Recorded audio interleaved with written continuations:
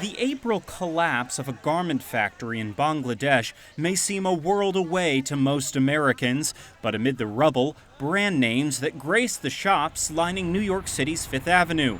Already the deadliest garment factory accident in history, the Rana Plaza collapse has led Western retailers to reevaluate how they source cheap T-shirts and inexpensive jeans. Michael Posner served as Assistant Secretary of State for Democracy, Human Rights, and Labor in the Obama administration. There's got to be a recognition that there is a cost to producing things cheaply, and it is that people are working in unsafe, improper conditions.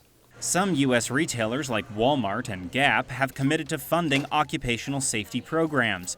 But Posner, now at New York University's Stern School of Business, says a broader coalition is needed. I think a lot of global brands are so used to competing with each other that the idea of working in coordination with others and having a shared strategy where they lose control is what most companies are afraid to do, and I think they need to do.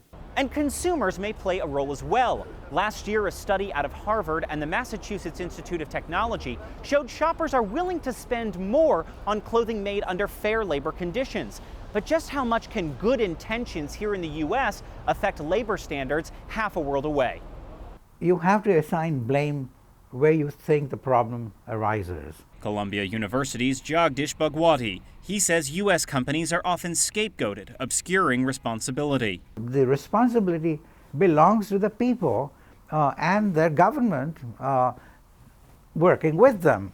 So they have to have the standards, they have to enforce them, and they have to really take these people to task if they don't act up to whatever standards Dhaka has established in Bangladesh. Still, Posner argues a coordinated response from the U.S. and other Western countries is better than no response at all. We have to have some rules of the road, and the reality is it's not going to happen overnight. But if we continue to have piecemeal solutions where we pretend to solve the problems are actually going to get worse. Stephen Fee, Channel NewsAsia, New York.